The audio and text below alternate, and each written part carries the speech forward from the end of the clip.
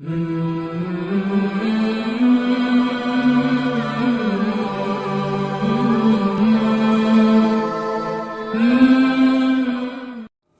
کون سا علم تھا کہ جس کی وجہ سے ملکہ سبا کا تخت پلک جھپکنے میں حضرت سلیمان کے دربار میں لانا ممکن ہوا؟ دیکھیں قرآن کیا کہہ رہا ہے اس بارے میں کہ ہم نے جو تخت لایا آصف بن برقیہ کو اپنے پاس سے کتاب کا علم عطا فرمایا، اپنے پاس سے۔ اس نے علم حاصل نہیں کیا، تعلیم حاصل نہیں کی، کسی مدرسے میں مکتب میں جا کے نہیں بیٹھا۔ آصف بن برقیہ، ہم نے اپنے پاس سے اسے کتاب کا علم عطا فرمایا۔ قرآن اس وقت کتاب نہیں تھی، یہ سلیمان علیہ السلام کا زمانہ ہے۔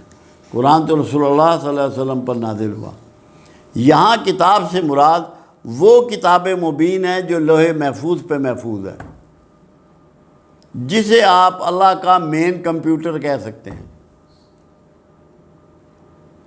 اب وہ نام کس نام سے کیا الفاظ استعمال کیے، کون سے کتنی فگر میں استعمال کیے، کیونکہ کائنات میں جتنا بڑا ورک ہے اس میں دو چیزیں ہیں موسٹ امپارٹنٹ، جس سے ساری سائنس، سارا زمانہ، یہ ساری میری آواز، یہ میری تصویر، یہ جو کچھ بھی پہنچ رہی ہے، ایک ویوز ہیں اور ویوز کو گرپ کرنے کے لیے فریکوینسی ہے، فگر ہے۔ وہ کون سی فگر انہوں نے کون سے لفظ کی کتنی مرتبہ دہرائی، یہ اللہ نے بھی راز رکھا کہ وہ اماؤنٹ اس کی فگر کی نہیں بتائی، نام نہیں بتایا، مگر یہ یقیناً ہے کہ علم لدنی تھا اور کتاب مبین کا علم تھا، مین کمپیوٹر سے اللہ نے ان کو، کیونکہ اللہ کہہ رہا ہے ہم نے، جس کو جو اللہ دے، جو اتھارٹی ہے، وہی اتنا غیر معمولی کام کر سکتا ہے۔ اپنے طور پہ کوئی اتنی طاقت نہیں رکھتا کہ اتنا بڑا کام کرے کہ جس کو بڑے بڑے جنات جو ہیں وہ کہنے لگے کہ ہمارے لیے یہ پاسبل نہیں ہے۔ اور آصف بن برقیہ تو وہاں حال سے جو میٹنگ ہو رہی تھی اس سے اٹھے بھی نہیں، دربار سے باہر بھی نہیں گئے، وہیں بیٹھے رہے۔ تو اس کا مطلب ہے کہ جو کچھ انہوں نے دہرایا اپنے دماغ میں، اپنے دل میں، اللہ کا کوئی نام اور کتنی مرتبہ، وہ کمال اللہ ہی کی طرف سے عطا ہوا تھا۔ ابھی بھی لوگ ایسے ہیں جو بہت سے غیر معمولی کام کرتے ہیں،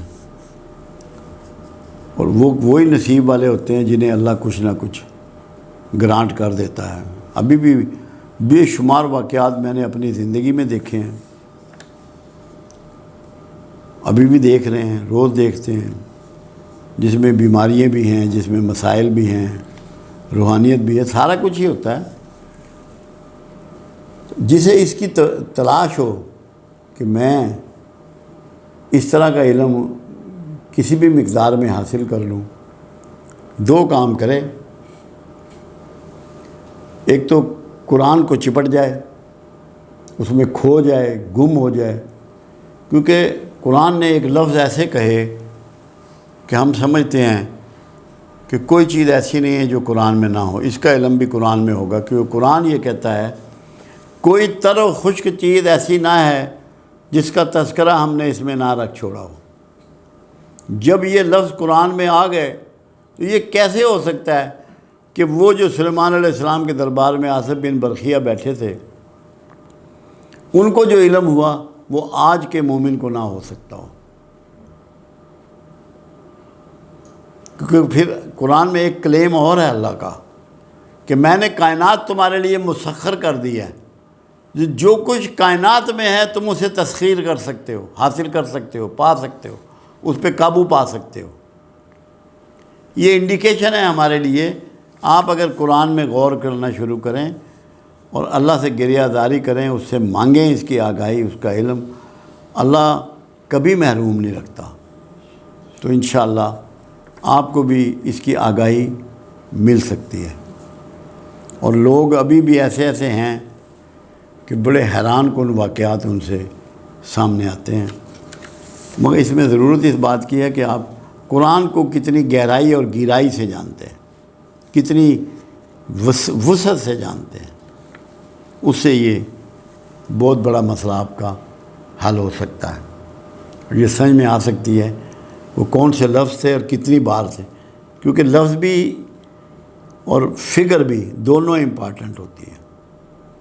اگر فگر امپارٹنٹ نہ ہوتی، قرآن میں ہر لفظ کی فگر ہے، آیتوں کی فگر ہے، صورتوں کی فگر ہے، زیر کی فگر ہے، زبر کی فگر ہے، لفظوں کی فگر ہے، فگر قرآن میں پوری موجود ہے۔ نمازوں میں فگر ہے، آپ کے اجزاء میں فگر ہے، آپ کے ہاتھوں میں فگر ہے، کیونکہ یہ سارے کوڈ ہیں اللہ کے۔ محنت کرنی پڑے گی، جو بھی اس طرف لگ جائے گا۔ اللہ محروم کبھی نہیں رکھتا محنت کرنے والے کو، کیونکہ پروردگار کا یہ وعدہ موجود ہے کہ محنت کا معاوضہ میں دیتا ہوں۔